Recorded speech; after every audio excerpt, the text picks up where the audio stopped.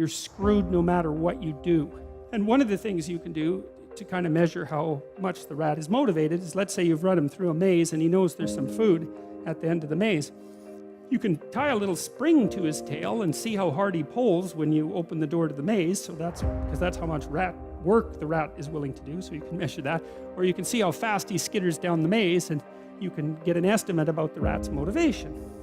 And so then you might say, well, how motivated is a hungry rat? And the answer would be, depends on how hungry he is. But there's another answer.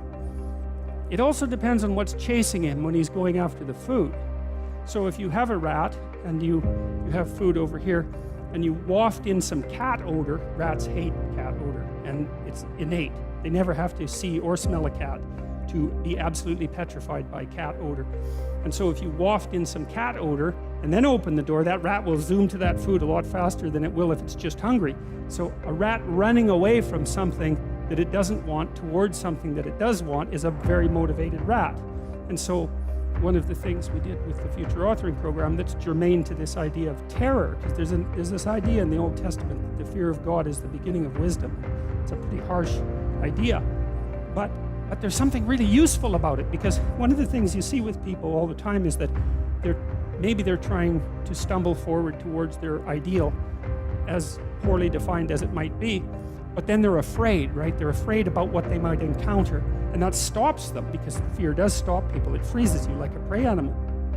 People move ahead, but then they get afraid, and then they stop moving ahead. And that's not so good, because negative emotion is a really powerful motivator. So we're more motivated by negative emotion than positive emotion, quantitatively speaking. Quantitatively speaking, you can measure that. And that's, I think, because we can only be so happy, but we can really be suffering and dead, you know? So we have to pay more attention to the negative. And that's bad, because the negative can stop you. And then in my clinical practice, you know, I often talk to people who are trying to make a difficult life decision, and they're weighing out the costs and the benefits of making the life decision, you know? And one of the things I always talk to them about is, wait a second, that's an incomplete analysis. You have to weigh out the benefits and the costs of doing this. And you have to weigh out the costs and benefits of not doing that, not doing it. And that's not the same as the zero that you assume that you're starting with, right? Because to not make a decision, it also has a cost. And sometimes the cost of not making a decision is far worse than the cost of making a decision, even if the decision is risky. And so one of the things you can derive from that, and this is very useful, I think, is that this is also, I think, why it's so useful to contemplate your mortality, so to speak, is you're screwed no matter what you do.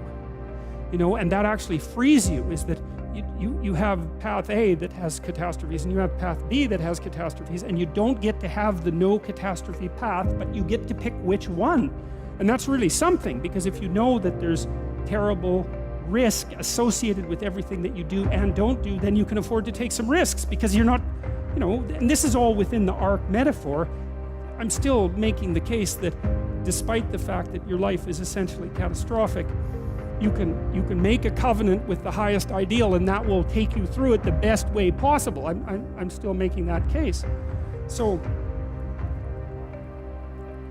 then you think, okay, well, I'm trying to make this decision. I'm going to go try to do something difficult, and isn't that terrifying? And then you think, yeah, but wait a minute.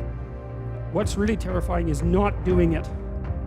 And then you think about the cost of not doing it. So in the future authoring program, we have people do this little meditative exercise, which is, okay, just think about your insufficiencies by your own definition, right? The way that you don't do what you know you should do. About the things that you do that you shouldn't do, that you know you shouldn't do beyond a shadow of a doubt, right? There's some things like that. And that's bad habits and poor aim and all of the resentment and hatred and aggression and unresolved conflicts and all those things that are dementing you and warping you, and then think, okay, those things get the upper hand, man. They get the upper hand, and they take you the worst possible place you could go in the next 3 to 5 years. What exactly does that look like? And so you sketch all that out, and you think, hey, I don't want to go there. And so the next time that a temptation comes up, you think, well, it'd be a lot better for me if I didn't succumb to this temptation. It's like, that's kind of weak, eh? You'd look a little better if you didn't eat like a cheesecake a day or something like that. You know, that's something, but it's not the same as I'm going to have diabetes and I'm going to lose my damn leg in 5 years if I don't get my eating under control. That's motivating. And so then the temptation comes along and you think, oh, How about no? Seriously, how about no? Not just because a higher good would be obtained if I avoided it, but because a terrible catastrophe would be averted if I didn't. And so, well, so you want to get your fear behind you, right? You want to get it behind you where it's pushing you forward instead of in front of you where it's stopping you.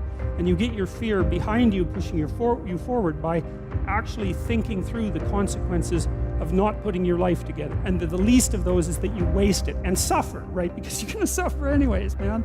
So you waste it and suffer. That's a bad deal. Because maybe if you're going to suffer, you could at least do something noble and glorious and upright and powerful and honorable and admirable and helpful and difficult. You know, that's just so much better. And maybe that's good enough so that you think, hey, you know, little suffering, it's basically worth it. At least it's a way forward, you know? At least it's a way forward.